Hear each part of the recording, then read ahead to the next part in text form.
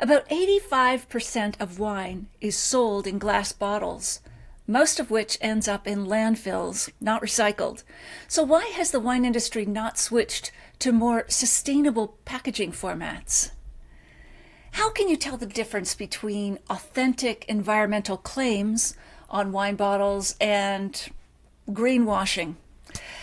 And which regions are at most risk of disappearing on the wine map due to climate change? Well, you're going to get all those stories and tips in tonight's conversation. If you're watching this video on the replay, please jump into the comments and type the word replay, or let me know what city you're logging in from or what's in your glass. What's the weather like? I'm Natalie McLean, and you've just joined one of the most passionate groups of wine lovers who gather every Wednesday at 7 p.m. to talk to the most interesting people in the world of wine. Now, if you're here with me on the live stream, I want to know where you are too, because I will be here in the comments responding, as they say, in real time. But this is based on a recording I made for my podcast, Unreserved Wine Talk. So get in there. What tips and stories are you enjoying? Where are you logging in from? What's in your glass? Before I introduce our guests, let me just say that two of you are going to win a copy of their terrific new book. All you have to do is email me at natalie@nataliemclean.com and tell me that you would like to win a copy. I'll choose two people randomly from those who contact me. All right, back to our guests. Jane Masters became a Master of Wine in 1997 and was elected as chairman of the Institute of Masters of Wine in September 2016. She is an independent wine consultant with over 30 years of wine experience and clients around the world. And as well, she also works with the Majestic Wine Group in the UK. Having originally trained as a winemaker at the Institute of Enology in Bordeaux, Jane worked in wine production in France prior to joining the wine buying team at Majestic. And she has also filmed several wine shows and written sections for Jancis Robinson's Oxford Companion to Wine and Wine Opus. Andrew Neather is a freelance British journalist, a former... Let me just interrupt you. I should have said my name is Neather, actually. Neather, okay, great. Thank you for correcting that. I should have asked. Andrew Neather is a freelance British journalist, a former academic historian, environmental campaigner, political speechwriter, and newspaper journalist. He was the London Evening Standard's wine critic for 10 years.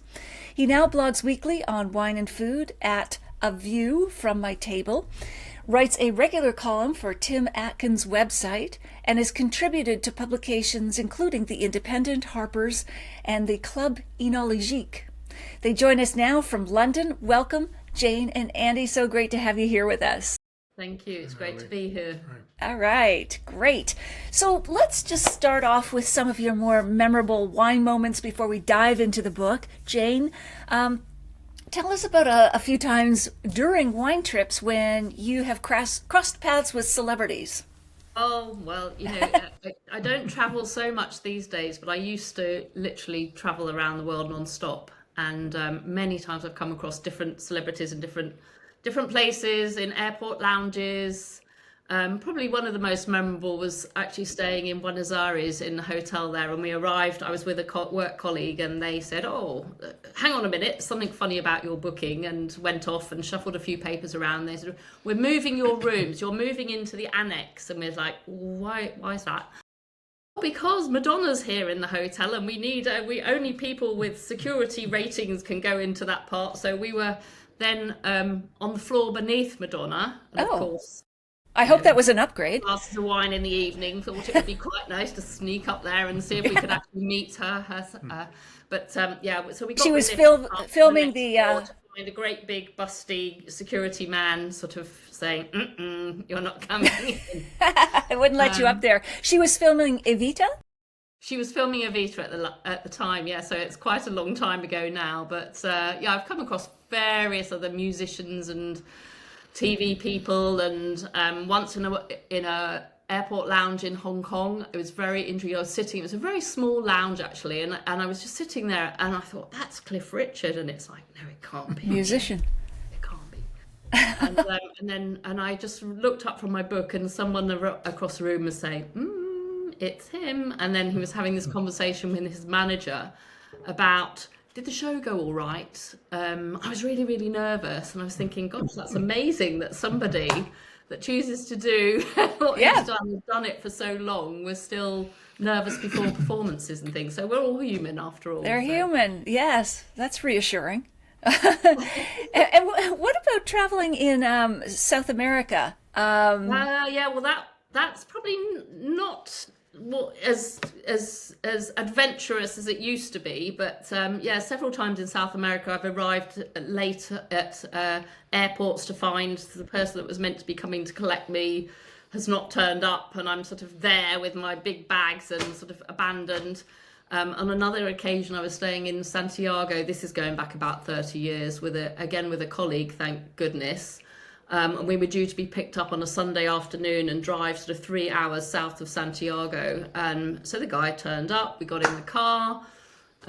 Next thing we know is about 20 minutes down on the journey, he pulls over into a side lane, opens the door, this guy gets in, and we're thinking, this is all a bit strange. But of course, neither of us spoke very much Spanish. And the next thing we know is the guy sort of fiddling around, he's getting his gun out, and we're sort of sitting in the back of the car going, are we actually being kidnapped here, or what's going on?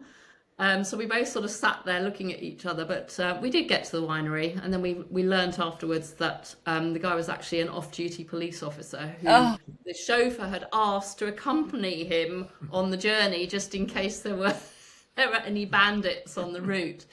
Right. It would have been nice to know that. Yeah. We made it through. That's great. And Andy, you have also been on many a wine trip. Maybe tell us about the Georgian trip where you had to contend with a food issue. Well, that's right. I mean, it was just the sheer amount of food. So the Georgians, this was last year, and Georgia is, they're very proud of being the cradle of wine. They've been making wine for 8,000 years. Wow. And we're referring, to, of course, to the country, not the state. The country, not the state. Yeah. And they, it's amazing wine, amazing food, but they do serve you, if you're visiting there, 2 banquets a day, and I mean with multiple courses, and then there'll be sort of snacks, and so the sort of snack you'll get if you're going to visiting a winery sort of late afternoon, will be, I mean, the equivalent of quite a large English meal in and of its own, with kebabs and things, and So I put on a bit of weight during that trip. I think quite a few wine regions, wine is part of food and hospitality, and yes, quite often you can get these splendid. But everyone wants to show you the best, don't they? That's true. Yeah. No, that is true. That's true. All for the cause, Andy. And then another time you were stuck in Lebanon because of the war. Were you actually writing about politics or wine at that time? No, that was the first time I was in Lebanon. I was writing about wine, but I had the misfortune. This was the sort of worst timed wine trip ever. I got in on what was actually the last flight into the country. There's been an uprising by Hezbollah against the government that day. This was in 2014. By the time I got there, they'd blockaded the airport, and I showed the immigration officer my passport, and he said, "So you're a journalist?" And I said, "Yeah." And he said, "So you're here to cover the situation?" And I said, "No, I'm here to write about Lebanese wine. I'm going to Zakhle in the Bekaa Valley." And he said, "You've got a long walk," and handed me back my passport. And anyway, it was a long story, but I did manage to meet various winemakers, including the legendary Serge Oshar of Chateau Musard. I didn't actually make it to any vineyards, and ultimately I escaped in a taxi there was only 2 border crossings into Syria left, and Syria was safe at that point. Wow. So I was very glad when I I made it. That's harrowing. Oh my gosh. And tell us about the wine that stripped paint. You were drinking something that stripped paint. Oh well, it's just sort of gone down in family law. In my family, we were once staying in the Dordogne. This is, I mean, a long, long time ago. I was in my late teens, and the very old guy next door to us, who was in his 90s, he said, I've got a buddy who makes wine which is comme ça. And we said, okay, great, let's take us to him. And went there, these guys only spoke Occitan, patois, to each other, which is sort of halfway between Spanish and French. We came away with a big, I guess it was like a 5 litre jug of this stuff, and we kept it during the week on this sort of painted tin tray, and there was a bare patch of metal underneath it at the end that the drips had taken out. We were happy drinking it all week, obviously. It's great. One over drunk, I'd have to say, actually. But mind you, Coca-Cola can do that. well, probably, yeah. Well, let's talk about better wines than that then. So what do you have your book with you close by? We don't, unfortunately. It's actually at the printer. Oh, it's at the printer. Okay. I would have to have shown it to you, but No worries. It's coming hot off the press. We're hoping to get copies tomorrow off Friday. Okay. The actual publishing date is next Wednesday, the 1st. That's great. This podcast will be published after that, so people will be able to get it in all the usual places. But in lieu of that, imagine you're holding up the book. Now read the title and subtitle to us. So it's called Rooted in Change, The Stories Behind Sustainable Wine. Okay. And I guess it does what it says on the tin. It covers all aspects of sustainability across the global wine trade. So everything from growing grapes to making wine to how wine is packaged. There you go. Well, there you go. You got the smartphone version. Great. Excellent. Thank you. And what drew you to this story in the first place, the two of you? Well, I think I became first interested in sustainability through climate change, really. So climate obviously has always had a very important influence over the style of wines and quality of wines that are made and where they can be produced, what grape varieties can grow where. So ever since training as an oenologist in Bordeaux many years ago, we learnt about the impact of climatology, weather patterns, and the impact it had on the grapevine and the grapes that are produced.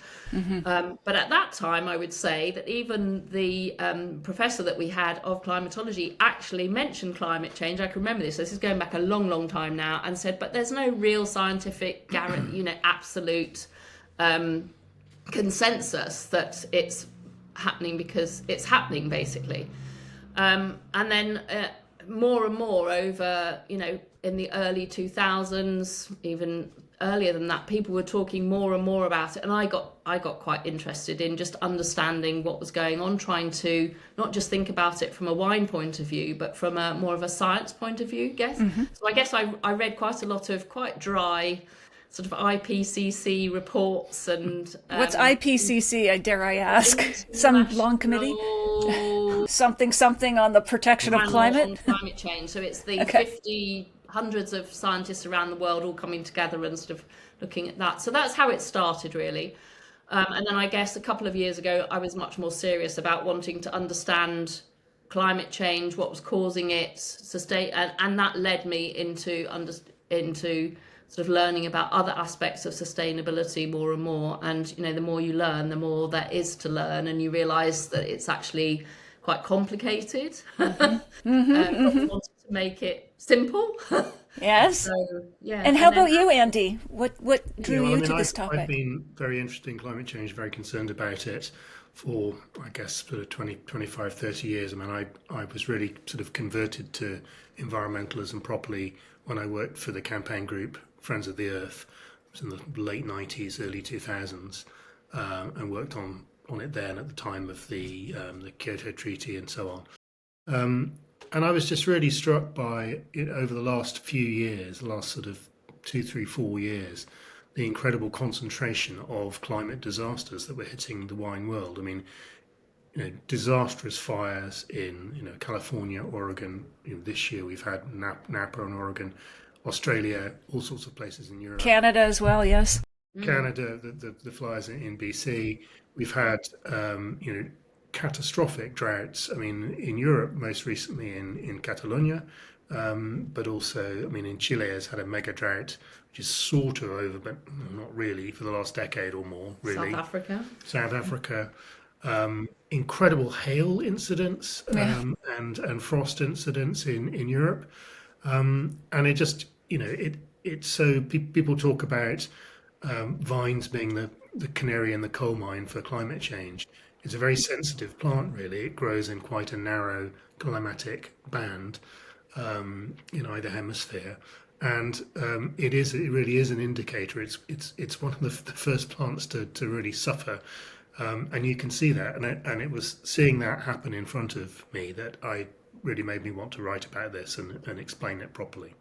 And what made the two of you team up? Did someone bring you together, or were you out for drinks and said, let's do it? Or Actually, it was our publisher, Hermione. So okay. We both, over quite a short period of time, happened to be introduced and to meet Hermione. I think you met her first, didn't you? Yeah. And then literally a couple of weeks later, I was at a wine event in central London and told her that I was interested in writing and had started sort of through my own research, sort of putting together ideas for a book. And she said, oh, well, it's, I've just literally met a journalist and we're already working on a project. Would you be interested? And then she spoke to Andy and said the similar thing, I guess. Would you be interested in co-writing? And we said, well, we sort of need to meet each other first and sort of see whether we agree on not everything, but whether we get on, how we work. She put us in touch. We had a lunch one Saturday afternoon in central London, got on, and sort of things went from there, really. Now, what did you disagree on? Well, surely you didn't agree 100% on everything, because there are a lot of sticky issues when it comes to the environment. You said that you might ask us that question, and we both sat there, and in preparation, I was thinking, I can't really think of anything. The first thing Andy said when he arrived today was is there anything that you can think of that we didn't really agree on? And it's like, no, we are actually fairly consistent in approach. I guess anything that we talked about was where we think, have we got the balance right in the book? Are we being too preachy? Are we being objective? Are we being scientific enough without being over sort of nerdy and scientific?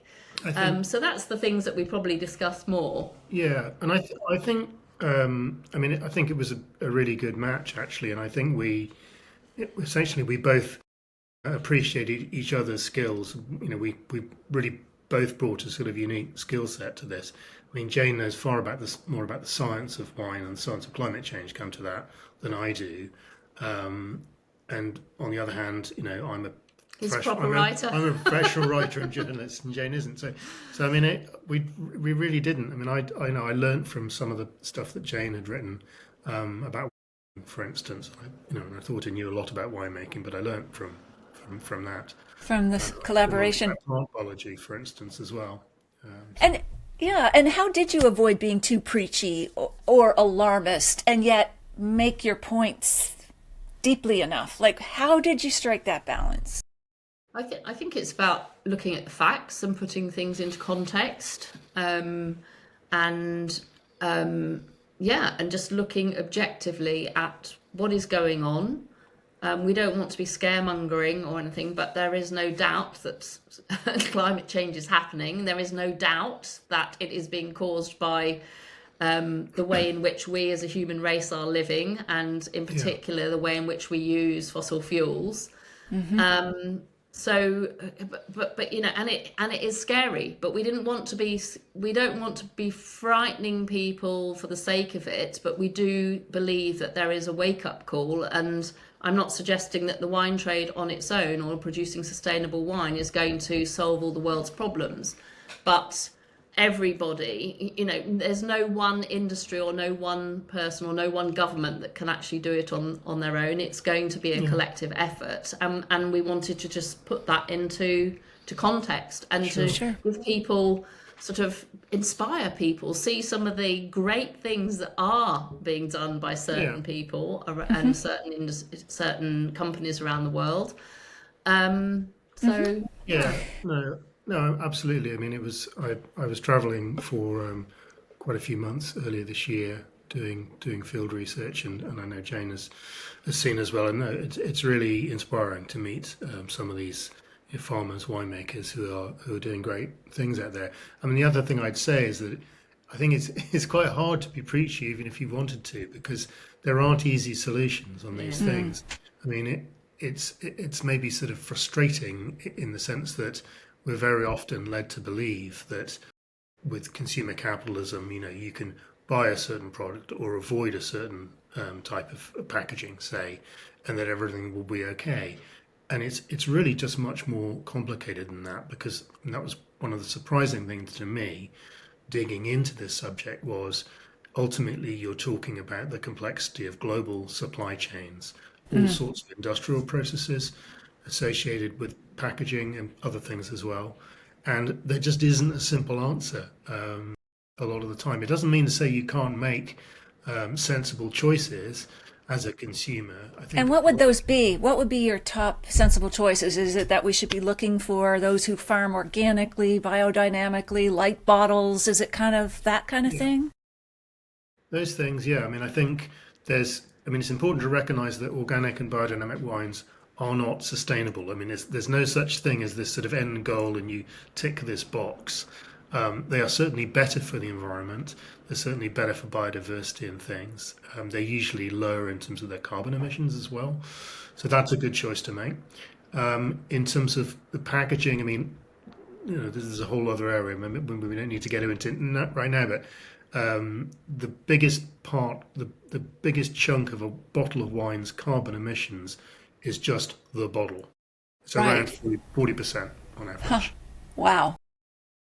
But then there's a difference between, say, the heaviest bottles weigh over a kilo, just the bottle, and then there's a group, the Sustainable Wine Roundtable has got together a bunch of retailers in the UK and in North America, and they're pushing for a new standard lighter bottle of 425 grams. So what is that in pounds, just for those who aren't on the metric system? I'm bad at these conversions, but 425 grams. It's probably about a pound. About a pound, just under a pound. And then a kilo would be Kilo is 2.2 pounds. 2.2 pounds. Okay, yeah, quite a wide range there. At the top end, I mean, I've come across bottles that are 1.2 kilos.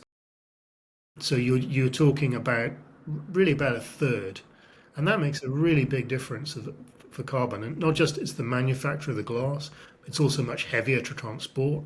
Right. And you get into these sort of complexities. I think it's fascinating, actually, as well as being sort of scary. But that's the reason that glass is such a big deal. So the other thing you can do, if you're buying just a regular wine to drink on a weekday night, you're not aiming to cellar it or anything. You can look at wine in cans or in other alternative packaging, like, for instance, a bag in box. Right. That's completely fine. I mean, for ordinary everyday wines, it's absolutely fine.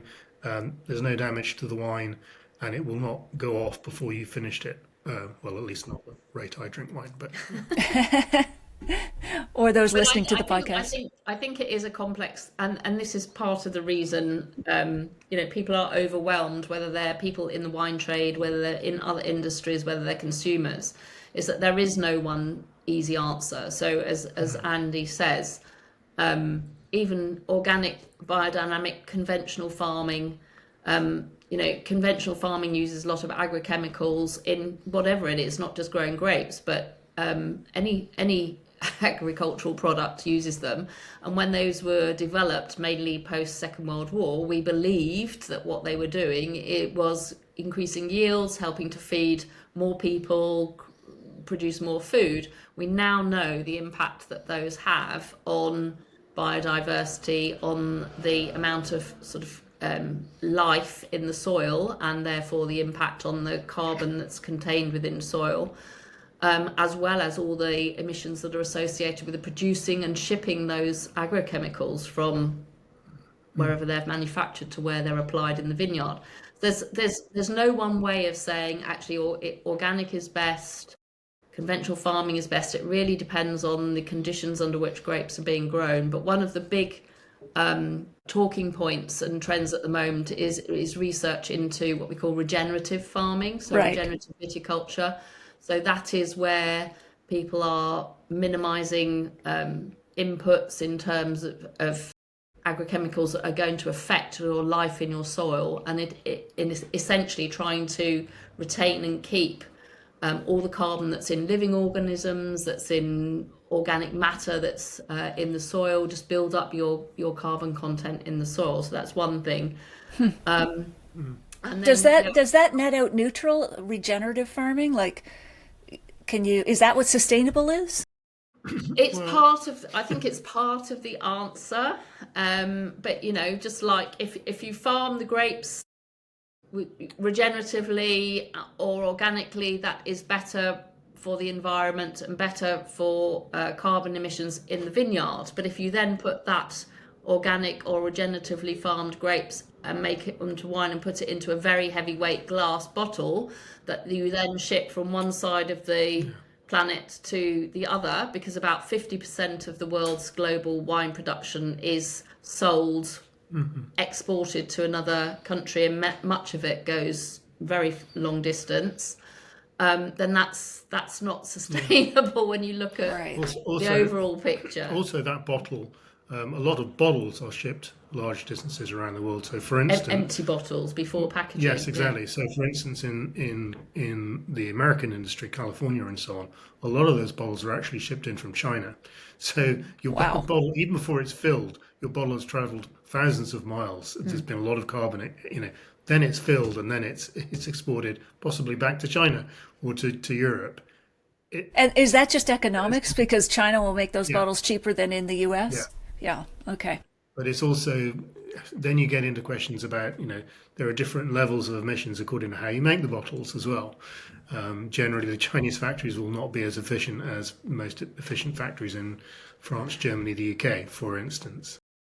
Right. And how the glass, you could go on and on and on and on. And I think because it's looking at how efficient each of the glass foundries is, where the energy comes from. So to make a glass bottle from sand, you need to achieve extremely high temperatures. Most furnaces run on natural gas because that's the only way that you can get to those high temperatures. But there's a lot of research going on looking at smaller foundries, electric, or ultimately moving to hydrogen-powered furnaces. So it's there's a lot of stuff happening. Sure. There's no one single answer. We went down quite a lot of rabbit holes. I'll bet. We're going down one right now, but it's fascinating. But what's the most surprising insight you discovered while you were writing the book? Let's start with Andy.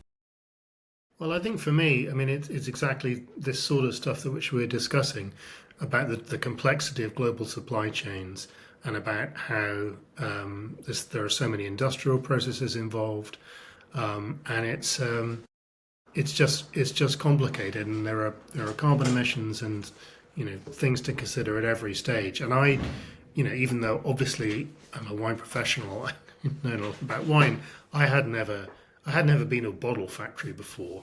I hadn't been to a large recycling plant. I also visited, for instance, one of the world's largest cork factories making corks in Portugal, which is by far the world's largest producer. What surprised you about the way they were making cork there, from a sustainability point of view? I think cork there is no doubt, the most sustainable way. If you're going to use glass bottles, cork is the most sustainable option as a closure, because over screw caps. Way more. I didn't know that. Okay. Cork oaks, the actual plants, the trees, they live for 200 years. They themselves, as they grow, store carbon within them. They encourage biodiversity within the cork forests. And then the cork stopper itself, which is essentially the bark of the cork oak that's been punched out, again is a carbon store. As aluminium screw caps, we all talk about aluminium as being extremely sustainable because it can be recycled, and yes, it can be recycled many times over, but the reality is most screw caps are not recycled because they're just too small, and they sort of fall through they don't get picked up at the recycle plants, and they don't get disposed of necessarily in the right way by consumers. But and aluminium is extremely energy intensive to produce, particularly if you're talking about primary aluminium, which requires the mining of bauxite, which creates a lot of environmental damage but is extremely energy intensive as well. And so even if aluminium is recycled, and using recycled aluminium uses less energy, but actually because the world is growing, its demand for aluminium is growing, for aeroplanes, for cars, for all sorts of other things, the demand for aluminium is increasing. So the more we switch anything into aluminium, the more that then requires energy to be used to extract. Even if you recycle something from aluminium, actually sure what the melting point is, but it has to be over 1,000 degrees. So you're talking about furnaces generating enormous amounts of carbon emissions. Right. Even if you're recycling, it's much more carbon intensive if you're crushing up bauxite and smelting, but it's Right. still anyway. And I don't know if you mentioned this just a while back, but the cork forest, they're also preserving a natural habitat, right? Like the birds and animals and all the rest of it. So. Well, a natural habitat. And the other thing that I don't think many people realise, because there have been some really quite serious wildfires in Portugal as well in recent years, but they act as a natural fire barrier. So with increasing drought, very high temperatures, they act as a natural barrier. It's a natural fire retardant. What is it? It doesn't burn? Oh, Sorry? so it's a tree that doesn't burn.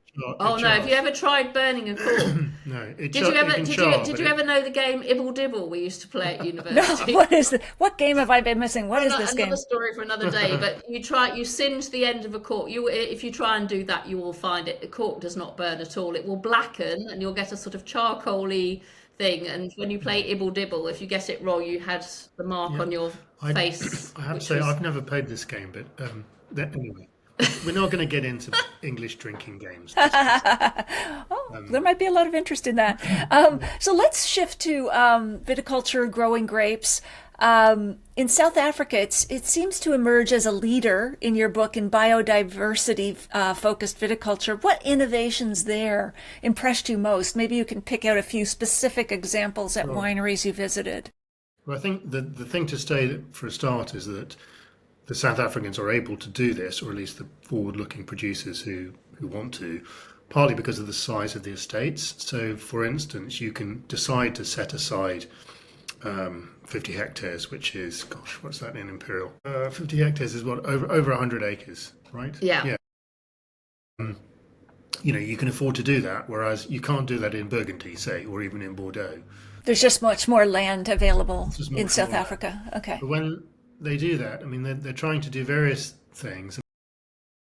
For instance, you can set up wildlife corridors. So if you've got cultivated land, it prevents animals, particularly prey animals, but all animals, from, they're not keen to cross that land. And particularly in South Africa or in the Western Cape, the natural vegetation before it was cultivated is called fynbos. It's a sort of a Mediterranean sort of scrub and shrubs. And there are various people, like, for instance, Johan Reneke, who's a biodynamic producer in Stellenbosch.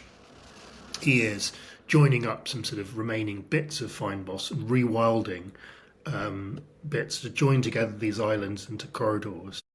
And elsewhere where they've done this, so for instance at the Delheim estate, they're seeing you get animals coming back. The animals come back actually quite quickly, and you get sort of porcupines. You even get Cape leopards. The Cape leopard is highly endangered, and it actually helps with the balance of the land, because you need predators, and particularly birds, raptors, because they will deal with rodents and snakes and things. It's restoring the natural balance of the land. And the raptors are rodents and snakes eating the vines or something? Are they predatory on the vines? No, I mean but it's just the ecosystem is out of balance if you've got pests like that. Sure, right. Not keeping him in check. Not kept in check. And similarly, biodiversity. I mean, you can use, for instance, recreating bits of wetland. So, like there's a I can think of one producer where they've done that, and it actually helps have a cooling effect on the vineyard around it because you've got this sort of body of water. You find these sort of unexpected effects when you sort of restore nature to what it was. It's not completely what it was because there's a vineyard there, obviously, but Sure. direction. And of course, vineyards are a monoculture, right? They are very intensive because it's not mixed farming. It's the same Yeah. vines every year and year. So it is But in some ways, there are several things that you've said there. Absolutely, in some of the classical regions, it's monoculture, and you walk out and you walk along and you see vines, and not little else. And if you went back 20 years, probably the vines were all neat and prim and trimmed, and there was no weeds, no cover crops between rows, nothing like that. But even in some of these classical areas, now we've started sowing cover crops. The great thing about vines is that, like fruit trees, orchards, they live for a long time. So vines can live decades and some even longer than that. The roots go very, very far down into the ground. So and by creating this diverse biodiversity with the larger sort of mammals and birds and other things, it's just all part of a system. So it starts to also build the insects, all the life in the soil. It becomes a natural organic circular economy, if you like, and that helps protect vines against disease. It helps reduce the pressure from, some of these insects actually keep the predators from the vines at bay. So it just becomes a much more resilient system that also captures and retains more carbon within it. And that sounds idyllic, but is this regenerative viticulture, is it a large-scale solution versus, just great for boutique wineries? There are people, it's still, I think people are still testing out and trying to understand how to regeneratively farm vineyards. The idea is that you're building up the carbon content in the soil over time. So it takes time to actually test those soils and do those analyses over years and decades to see whether you're actually achieving it. One thing I would say is that quite often people think that regenerative is it's a version of organic, but actually the principles of regenerative farming or regenerative agriculture can be used in organic, in biodynamic, or in conventional farming, so that you are still doing and building up this carbon store in the soil. Sorry, I've forgotten what the question was. That's fine. Can it be done on a large scale? Oh, yeah, large operations? So you have got some big companies like O'Neill's in California, who have done a lot of work on it. Jackson Family Estates in Jackson California Family as well. Estates, Torres are doing a lot of experimentation and research on it. So yes, a lot of these things are easier to do on a small scale, but there are people actually looking at how it can be. I think there's a very current debate at the moment, particularly in the US, around basically how you take regenerative viticulture forward in a way that does actually go beyond just boutique wineries, that actually does it at scale to make a real difference. That was the reason for the O'Neill trial, and I was in Paso Robles in California in January this year, and I was there for a briefing that the guys from O'Neill were giving to their sort of reps who dealt with growers, because they'd wanted to do this large scale, it's a 50-acre trial, basically to see if they could do it without it affecting yields and costs too much, so before they would ask their growers to do that. And I mean, O'Neill are a top 10 US producer. I mean, they've got thousands of hectares which are farmed for them by contract growers, and I mean their conclusions were really positive. I mean, they made almost no difference to yields. There might be some small difference in terms of labour costs, but basically it's doable. And Jackson Family Estates, on the same trip, I visited a big field trial they've been running for few years actually, and they said very similar things. Now that's not yet the same thing as putting that into practice, but it's quite encouraging, I think, because absolutely you need to take it beyond being a boutique thing. Yeah, and you mentioned Tablas Creek in California, which is generating 102% of their energy needs. How are they doing that? They've got a lot of solar panels, basically. Okay. Yeah, I mean, Tablas is really interesting. They were the first vineyard, I think, in the world, certainly in North America, to be certified regenerative. They were already organic and biodynamic. So they do, for instance, your question about the monoculture. When I was there, there were sheep grazing there, looked after by these flock guardians, which were these big dogs, these mastiffs. So they're not just farming vines. And on the energy side, yeah, there's these a big solar array, and they're really proving you can do it. But I mean, it's interesting talking to Jason Haas there, the co-owner, who said, you're always looking for basically where you can improve. What can we do better on? So, for instance, I was discussing with him the fact that their emissions from tourism. So tourists driving to go there, obviously they have a big cellar door operation. You need to include those carbon emissions from all these people driving to you in your calculations, and they were pondering how to deal with that. Wow. Just to add to the solar point, you asked earlier what was one of the most interesting facts that we sort of came across whilst writing this book. Well, this isn't a fact that actually I came across writing the book. It was something that I came across much earlier, which just really struck me. And it is the sun gives enough power in less than an hour to provide the total energy needs of the world for a year. Wow.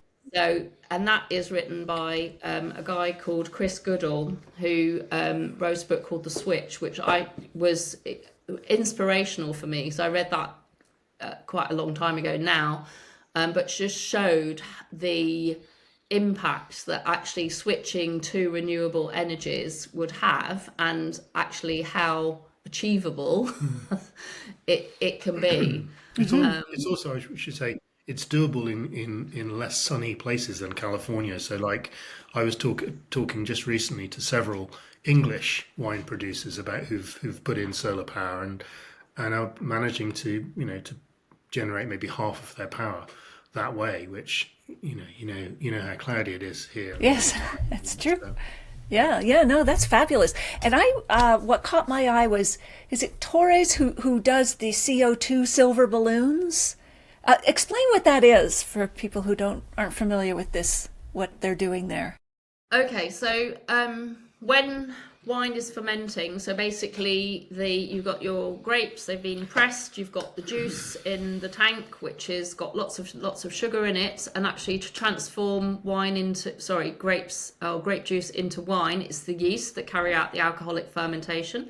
So as they do that, they're metabolizing the sugar, creating ethanol, which is alcohol, creating a load of heat that is given out, and then also giving off carbon dioxide. So it's a natural emission from any alcoholic fermentation, basically, whether that's beer or other fermented things. But the thing about wine is that the emissions that come out of the top of a wine tank are the most concentrated CO2 emissions of any industry at all. So wow. When we talk, quite often people talk about concrete and what the concrete industry is trying to do to capture the emissions of CO2 during concrete production, which is very, very hard because it's giving it off, but it's giving it off all over the place, out of every bit of concrete and at very, very low levels. Whereas you've got a tank of fermenting wine full up, it's got a chimney at the top, and all of that CO2 is bubbling up through the fermenting tank and given off at the top.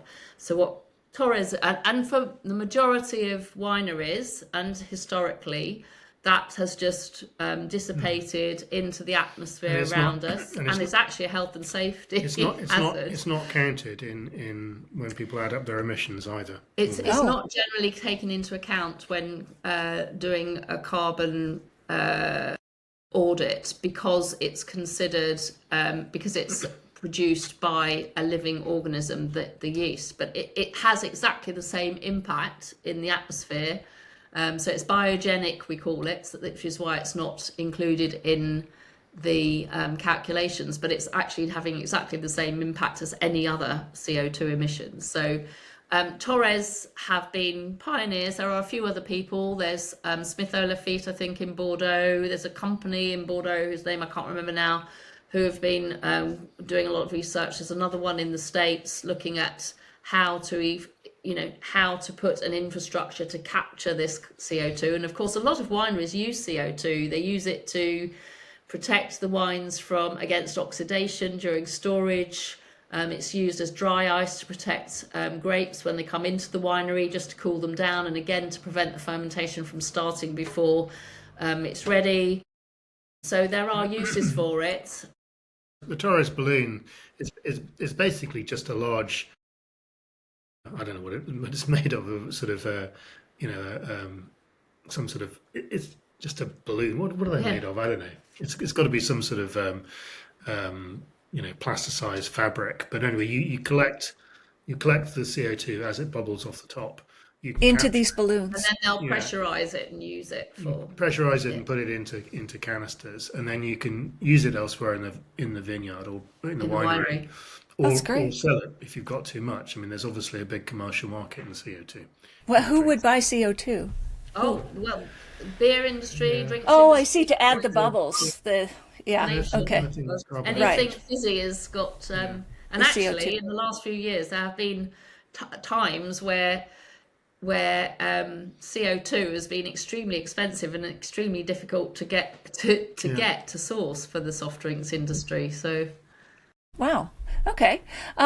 Let's turn now to yeast. You described the quiet drama of yeast selection and temperature control. What sustainability choices in the cellar have been most overlooked in the impact of these choices when it comes to yeast, especially? Well, yeast, as I said just now, are responsible for basically the transformation of grape juice into wine. Yeah. Yeasts have been selected over years for certain traits, such as particular flavors, producing less compounds such as acetic acid, which we call volatile acidity. So they've been selected for various criteria. Each different yeast strain works in a slightly different way, has a different optimum temperature at which it ferments. So we can now take sort of yeast fermentation further and think about actually, most ferments, I should say as well, use a lot of refrigeration, therefore energy, electricity to chill them down whilst they're fermenting. So by selecting yeasts that work at optimum slightly higher temperatures, so you use less refrigeration, you can reduce your energy use and energy bills. There's also lactic bacteria, which are used to what we call malolactic, which is mainly in red wines, but in some white wines as well. So it's the transformation of malic acid, which is naturally in grapes, into lactic acid, which is a slightly softer, more savoury character. It again creates a different level of flavours and complexity in a wine as it happens. In the past, you would ferment with yeast, and then you would wait for the malolactic to sort of happen, and quite often that would take a long time, and you would have to keep the tanks at a certain temperature, and again you're using energy to maintain that warm them temperature up to encourage it. Whereas now we can actually do what we call co-inoculation, so carry out the yeast fermentation and the malolactic at the same time. At the same time, you're reducing energy consumption. And you're reducing any sort of risk of spoilage or anything else happening, which, is spoilage. You may not think it's linked to sustainability, but at the end of the day, sustainability also includes economic sustainability. So we need to maximize everything that we've grown in the field to get the best possible quality wine and, decent amounts of it. So you want to avoid any sort of I think the other thing to say spoilage. about wild yeasts is that a number of the producers I've talked to who use them do them. It's partly just it's part of their whole respect for the terroir. I remember particularly Noelia Callejo, who's a great winemaker in Ribera del Duero in northern Spain, saying that that's for her. It's part of their land. You've got these natural yeasts that are naturally occurring on the grapes when they come into the winery. They're they're slightly less. They can be slightly less predictable for a winemaker to use, but for producers like her, it's just part of trying to make a more natural wine which is true to its terroir. And you also, you don't buy in these additives which are made in a factory somewhere. I think, and it is a philosophical choice to a certain extent. I mean, the scientific research, does show that there's very, very few actual fermentative yeasts out there in the vineyards themselves. So yes, a few come in on grapes, but not many. Most of them are actually somewhere in the winery. But it's a choice, just like there's no one way of making wine. Everyone has their own mind's eye about the style of wine and what they want to produce as the end result, and how they want to get there. Sure. And you talk about another Spanish winery, Baronia, which is LEED certified. So the building is certified by an international organization for being sustainable. You mentioned 80% of the winery is buried underground with boreholes 100 meters deep, circulating cool water. So how does that, I guess that's a more natural way, again, of cooling rather than using energy to bring down the temperature. Is that? Yeah, I mean, it's a lot of it is ultimately about a winery's electricity usage. So, right. I mean, also, for instance, at that winery, but at a bunch of other wineries, they rely on gravity to transport the grapes from the, you put it at the top, and they, essentially they go down a chute rather than being pumped. So you reduce your electricity You consumption. don't have to go pumping them up, yeah. And then, as you said, there's another side effect of that it's better for the wine. You're treating the grapes more gently by letting them go from stage to stage. Gentler. Any pumping, you're sort of, in effect, sort of crushing and potentially extracting some more vegetal characters from the pips and the skins themselves. But I think we're sort of going back to the future, because if you look in the past, certainly in old European wine regions, you'll see that most wine they didn't, I guess a lot of them were built before there was even electricity, to be honest. So they actually were built facing a certain direction to actually enable a constant temperature, which was lower. So we're sort of going back, and I think then, with the advent of electricity and all sorts of technology, which has all been great to a certain extent, but again has had now consequences that we know that we didn't know at the time. And so I think we're sort of going back to where we were. It's just about using resources as efficiently as possible. And I think in the past, that's what people did. They were a bit more parsimonious with things. Everything was reused, thought about, kept. And I think we're sort of moving a bit back to that, which is at the basis of the circular economy that we all talk about. Absolutely, yeah. Before the Green Revolution, so-called, when we started using post-war in industrial processing of our food. So did you find any standout examples of logistics innovation, whether it was rail, sea, or road, because transporting the wine and the bottles is just so massively intensive on the environment? Is there an example of someone doing it really innovatively well? I mean, within Europe, for instance, Liberty Wines, which is one of the biggest British wine importers, they're an Italian specialist, although they import from Spain and France and places as well. They've transferred a lot of their shipping from road to either sea or rail. And David Gleave, the chairman, was telling me it really wasn't actually that difficult. For instance, to bring wine from northern Italy to the Channel ports by rail. Similarly, in Spain, you can use. I know, for instance, Torres have switched to taking wine. It needs to be trucked part of the way, but basically you can send it by rail up to the Netherlands, for instance, and then it has to go on trucks, or you send it by sea from Spain. And it, at least Gleed was saying it wasn't that difficult. You might lose like a couple of days, but you can just put that into your schedule.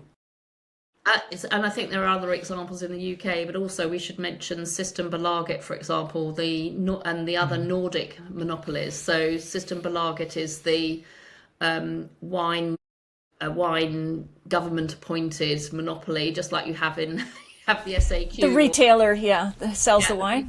in Sweden, and but alongside each of the Nordics, so we're talking Norway, Denmark, Sweden, they've all got, in a similar way to you guys, monopolies there, but they have worked really hard at a lot of issues of sustainability and probably led the way in actually bringing wine from Southern Europe up by train, often to be some of it to be packed actually in market, and actually driven quite to a high level the proportion of wines that are sold in bag and box. So they've really done the full A to Z, if you like. So it's nearly a third of wine sold in Sweden by Systembolaget is bag and box now. Wow. And a lot of that, as I say, goes in by train from Southern Europe up to them. So really impressive. I wonder how they got past the consumer perception, the hangover perception that's no good. The bag and box wine. I don't think that perception was there. And talking, because we had a conversation with them and sort of tested them a bit about this, and they said, "What you have to understand is." And I think Canada might be similar in some ways, in that they said a lot of our customers, they've got summer houses, or they go sailing, or they're away at weekends. They just want to swing by, pick up something that's really easy to carry, put it in the boot of their car, and have it there so that they know they've got their glass of wine each day. They never had the impression that it was a lower quality because it was in bag and box. Yes, it was Marcus Ear, who's the head of sustainability at Systembolaget, said he thought that this appealed to something in the Swedish soul because it was so practical. There you go. It didn't have the sort of, I guess, the sort of snob value. Right. Well, for rugged Canadians out there in the woods, yes, of course, they would go with that. Conversely, just earlier this week, I was talking to a British specialist importer, mainly from France, and he said they'd brought some of their sort of entry-level wine in bag and box, and they'd had trouble selling it. They'd got rid of it eventually. But so no, you're right that there's, in some markets there's definite consumer perceptions to that is changing with the younger generations too, are more practical. Let's talk about greenwashing. What is it? Can you give us some specific examples? It's fake environmental marketing. What should we be looking out for? I think in general, I mean, there's greenwashing across the board, all sorts of consumer products. Essentially, it's companies trying to persuade you, the consumer, that they are greener than they actually are in their practices.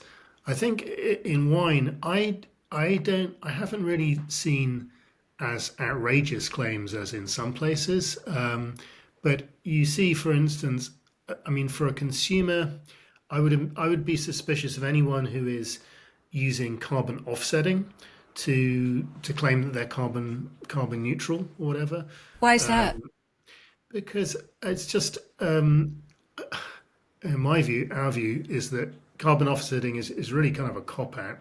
I mean, this is where you essentially the company will pay for trees to be planted in parts of the world, usually in the developing world.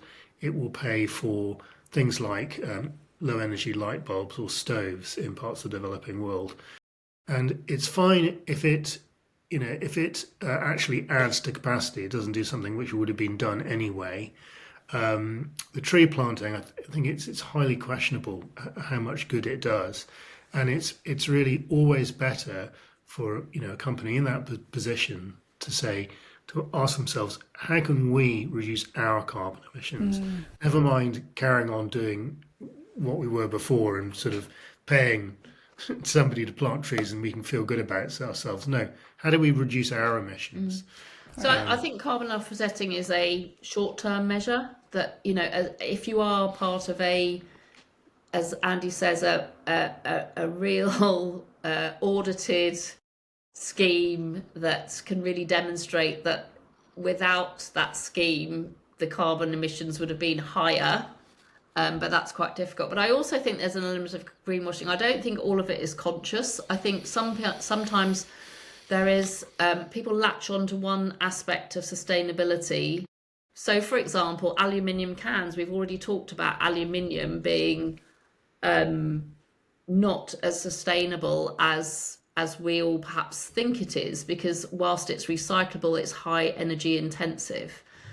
And yet someone will put wine into an aluminium can, and part of that is, this is the most sustainable wine packaging that you have, and there is no acknowledgement of, well, actually it's a balance. It's sustainable in some ways but not in others. Other things I've seen are things like plastic or synthetic stoppers that made from recycled plastic picked up on coastal areas and things, and people say to me, oh, this is really, really, and I said, well, what happens to this stopper when you finish using it? It ends up on the beach again. I've had these conversations with wineries and they say, well, what do you mean? I said, well, you're saying it's the sustainable what happens after your customer has finished using it? And it's like, oh, well, we hadn't really thought about that. So the greenwashing part of it, I think, comes from a naivety or a lack of actually really questioning what you're doing, whether saying and just presenting it as the most sustainable option, when we all know that there is no one option that sort of ticks all the boxes, and we've just got to be more clear about that and actually provide, I think, information to consumers. What's important, what glass, we've talked about some of the issues around glass being heavy, but at the end of the day, there is no doubt that if you want a wine that is going to be drunk 2 years after it's been in bottle, it has to be in a glass bottle. So then you get on to, well, how can we make that glass bottle the most sustainable option that it is? And the only other thing I would say is that I get that it's complicated communicating this stuff, and if you're trying to communicate it in quite a small space, like a label or on a little bit of a website, as we've been discussing, this stuff is complicated. There aren't simple consumer-friendly answers a lot of the time. But if you're a company and you're trying to explain what you're doing, you just need to try and do that. And I mean, I'm a communicator. It's ultimately there are ways to explain your values and specifically how you're making a product, which are succinct and which are comprehensible to people, and you just need to work on that. Yeah, and you need to abide by those values so that you live and breathe it as an organisation. I think that's where the greenwashing comes in, because we can all, I'm sure, find instances where you go on website and it will tell you how great they are and what they're doing and their sustainability policy, and then when you actually challenge some of that, it doesn't all necessarily stack up. And so what can we trust? What logos or certifications can we look for on wine bottles that say, yeah, this is an authentic, whether you want to call it sustainable, regenerative, whatever, this is the type of wine I should support? I mean, of course, we talked about this earlier, lighter bottles, but are there any certifications we should look for? Well, it is tricky because, the only kind of certifications which are out there, which are generally recognised. I mean, there's organic, where there's certification in each country, and there's biodynamic, which is internationally regulated. And as we've discussed, in both of those cases, I think if you're buying an organic or a biodynamic wine, yes, it is probably better for the environment. It's a good choice in those terms. It's not necessarily strictly sustainable because there's a bunch of other things, but it's a good starting point. The other one I'd mention is fair trade. And we haven't really talked yet about the whole social sustainability angle, Right.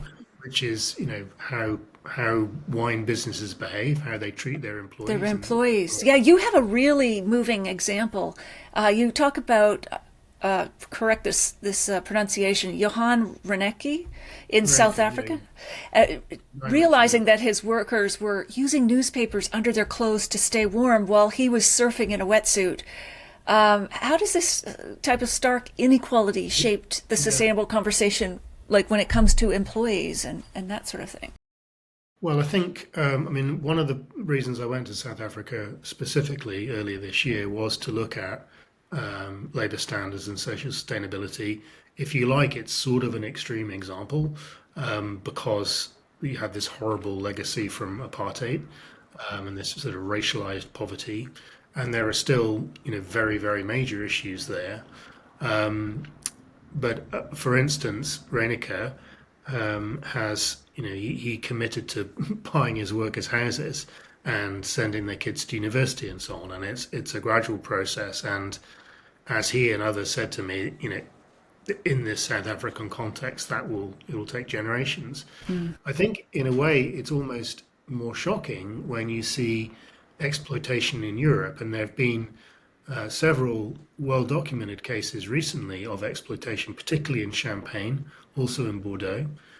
Champagne, you have a particular issue because you've got harvest in quite a short period of time, and you need to bring in, I think it's about 60,000 pickers at harvest time. Okay. And whereas in days gone by, you'd get families sort of turning out to help with the harvest, the countryside has been depopulated, mechanized. But in Champagne, you're not allowed to pick by machine. It has to be picked by hand, so according to the rules of the appellation. And so you bring in mostly migrant workers. Inevitably, it gets subcontracted by the big champagne houses, and the subcontractor will subcontract.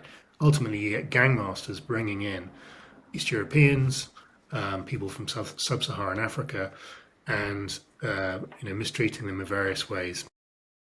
I would say that this isn't all champagne houses by any means at all, but there have been a whole series of cases, workers being made to live in appalling conditions, not being paid, and so on. And I would just, to add to that though, I would say this is something, it's not unique to grape growing or winemaking.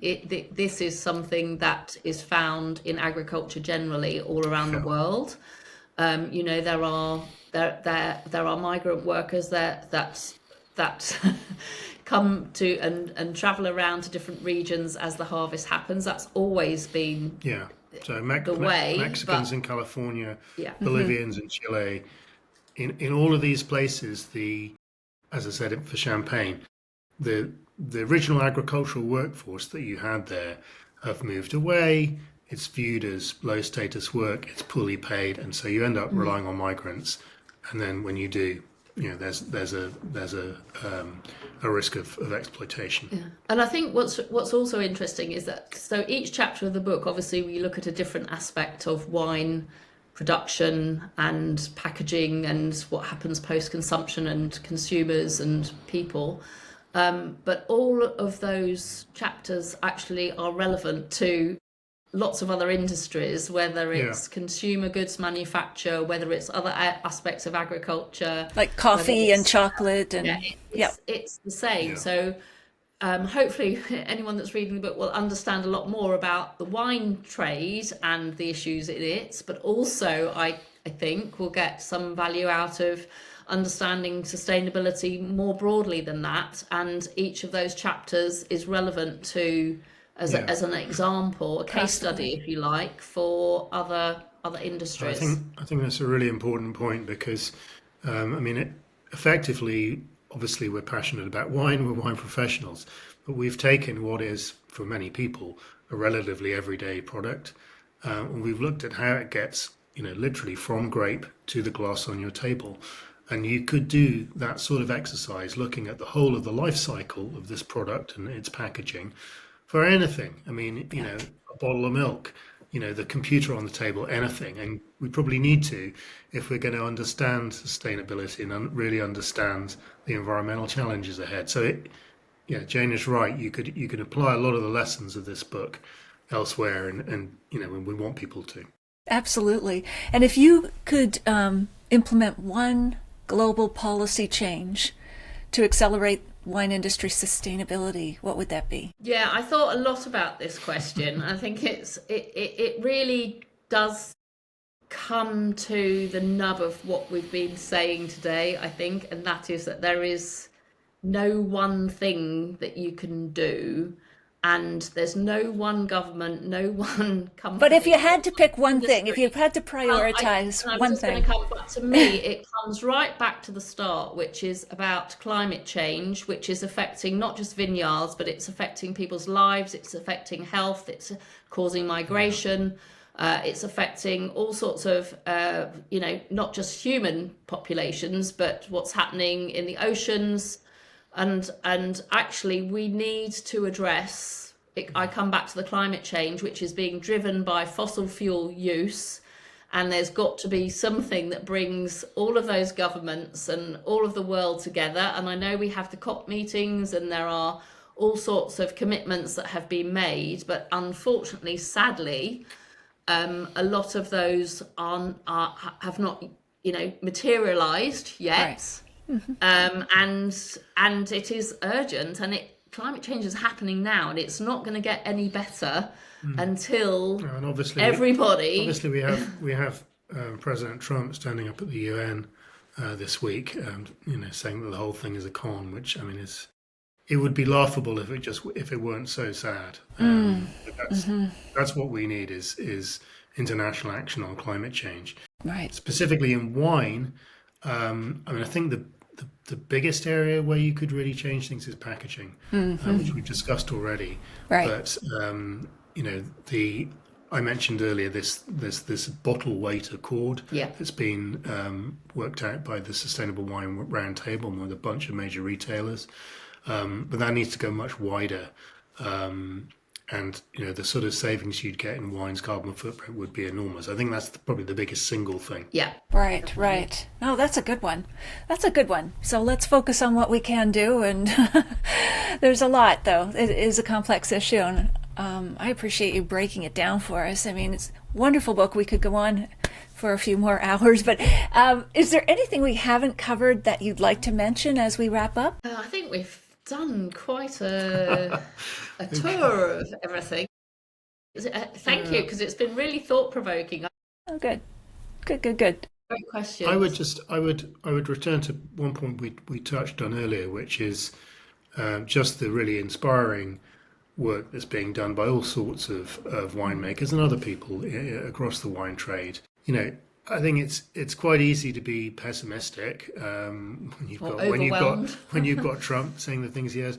When you just see the enormity and complexity of global trade, the sort of stuff we've been looking at, and yet you come back to just think of all of these various small organic producers I met in Greece, in Chile, in Argentina, just working in a really inspiring way to improve their soils, to restore biodiversity, and let's not forget at the end of the day to make amazing wine, make really tasty wine, which is ultimately the object. Right, and sustaining in and of itself for those of us who love it. Indeed. Oh, that's great. So where can we find you and your book online? Well, you can get the book from the Académie du Vin library. If you Google Académie du Vin library, you can get it there. You can get it over Amazon as well. Right. In Europe and North America. Probably all the major booksellers. Indeed, in good bookshops everywhere, as the saying has it. It's being published as I've said, in the UK next week. It's also being published in the US, I think, in November. I know So you it can should be. pre-order it now on You Amazon can and pre-order it on Chapters, Amazon. Indigo, Barnes and Noble. Yeah, And as I said, by the time this comes out, it will be available to actually ship. So, indeed. Yeah. yeah, that's great. And where can we find you online? Are you on social or do you have websites? I blog at Yes. A View from My Table Yes. on Substack, Okay, on Substack. and I'm All on right. Blue Sky as well at gosh, I can't remember what my address is. We'll It's Google just it. We'll put the links in the show notes to all of this. Yes. And Jane, you have a website too, right? Yes, well, my website needs a lot of work, so I wouldn't go to it right this minute. But it is in design, but I've done a number of different webinars for the Institute of Masters of Wine. So you can always find we've had sessions going for the last 3 years or so. So each aspect of sustainability, I've done sort of hour-long webinars with great panel members, most of them from the wine trade, but always trying to incorporate a non-wine trade person with some extra expertise that tackles the issue. So they're all up online. You can search that on the masterofwine.org website. If you go into events, webinars, and previous webinars, I think they're all up there. Okay. We'll link to those as well. Yeah. Yeah, that's great. Well, Jane and Andy, this has been marvelous. I mean, you've blown my mind with some of the stories and stats and silver balloons and all kinds of things. It's fascinating. It really is. And I urge people to get your book, Rooted in Change. What's the subtitle again? The stories behind sustainable wine. There you go. Because it is enlightening, not just for the wine industry, but for everything we consume, a lot of what we consume, food and drink, all about those supply chain issues and everything else. So I will say goodbye for now. Do not log off yet, but I hope we can raise a glass or two in person the next time we chat. I hope so. Indeed, Do you ever yeah. come over to Europe? Occasionally, yes, but I'm very conscious of my environmental footprint, so Yes. I don't try not to use jet fuel when I don't have to. But No. yeah, for sure. Yeah, And likewise, if you come over here to Canada, give me a shout, please. Will do. Okay. All right. Thank you. All right. Thanks. Thanks, Natalie. Good to Thank talk. you. Bye for now. Bye-bye. Bye.